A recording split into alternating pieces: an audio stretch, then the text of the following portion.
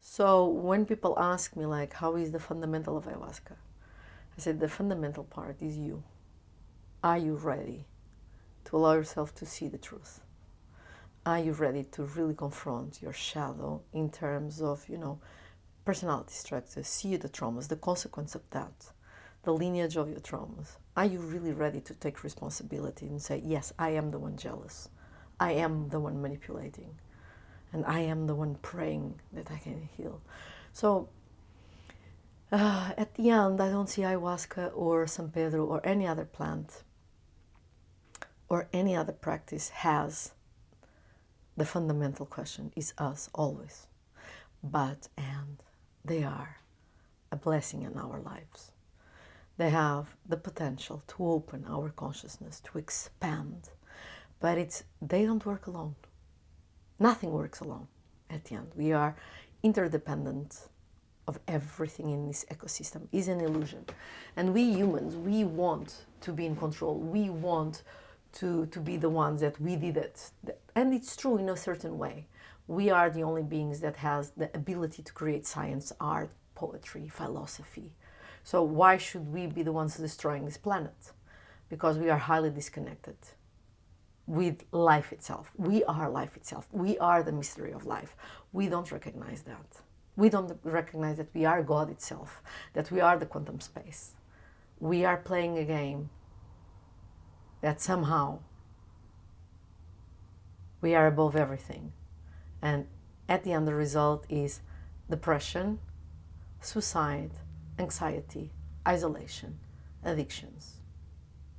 And we are in a moment that we can recover step by step. That is not ayahuasca that will do it. It's not a psychedelic that will do it. It's not a meditation. It's us with all the support of that. So for me, ayahuasca, that is one of my loves. It's a key. That if you, me, everyone has a true willingness to heal, they will help us in a way that we are not expecting, because we are not in contact with the depth of our existence. And they have the potential to help us in that. So what all the ancient masters, ancient wisdom were saying, we are one. My action has a consequence, your actions. Everyone is interconnected.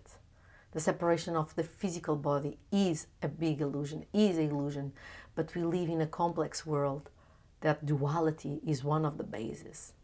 And the more we accept duality, we find unity.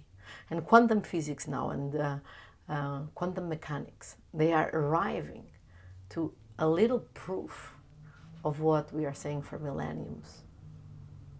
That the Planck is the smallest particle that they can quantify and is everywhere. So telepathia is normal, teletransportation will be normal, but the more we have resources, the more we need to become conscious. Otherwise, how we will use all these resources to make another war, to compete even more. So the question is not the money, the guns, the clothes. It's how we are conscious about it. And I believe the power of these plants, the power of natural psychedelics, is a community healing that is not only individual.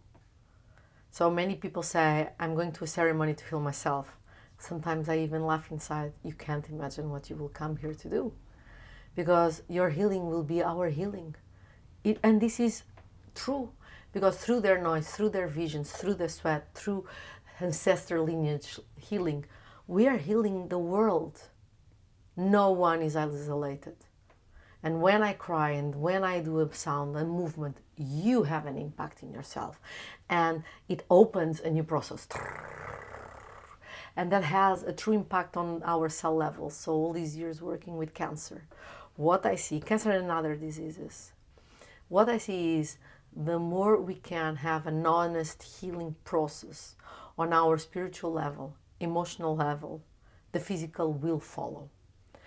And of course, this is with exams before ceremonies and after ceremonies, exams, how to say, medical exams. So we see how the cancer reduce and other diseases. And many times we receive people that their body, it's not available anymore to heal, and even their family constellation is not ready to let go and to heal themselves. So the healing is more complex than we can realize rationally.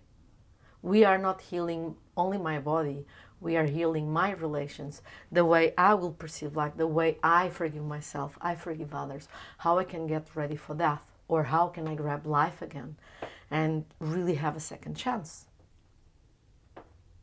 So the depth of this healing is immense, and I really bow myself to it, because honestly, me as a human,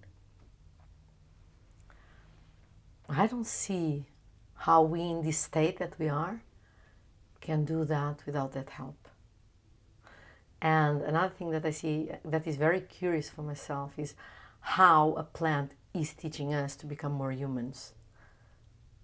So she's traveling around the world. We were looking and she started to travel.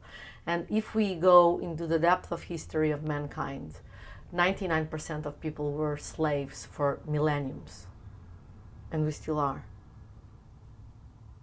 And how this plant is liberating us at the same time, how the modern population are going to the jungle and shouting to them, look, we already did these mistakes.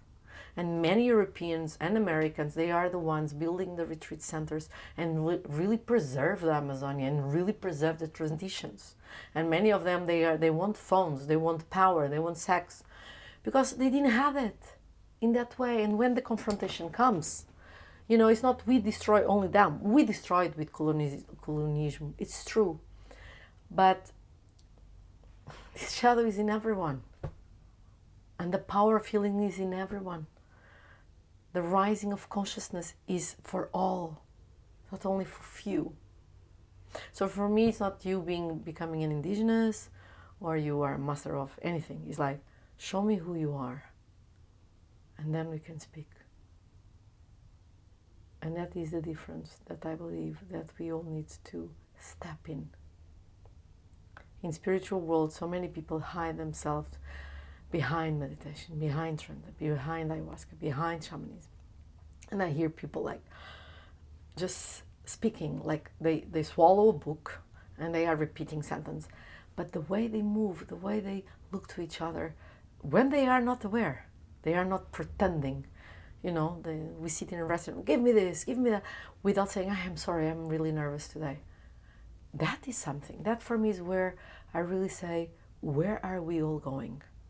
Because if spirituality, if shamanism is another way to have a self-image, so we can have a little bit more attention, a little bit more power, a little bit of whatever, we are repeating the history of mankind.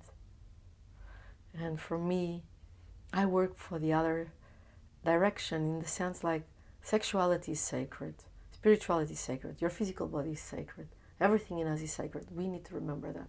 Nature is sacred, animals are sacred. How can we become more humans and to take care of principle of life inside of us and inside of others? So all these plants, all the work, with plants or without plants, it's a great possibility to step into consciousness and to expand into a way that we surrender to the mystery of life, that one day we will jump into death. What is death? It's another podcast.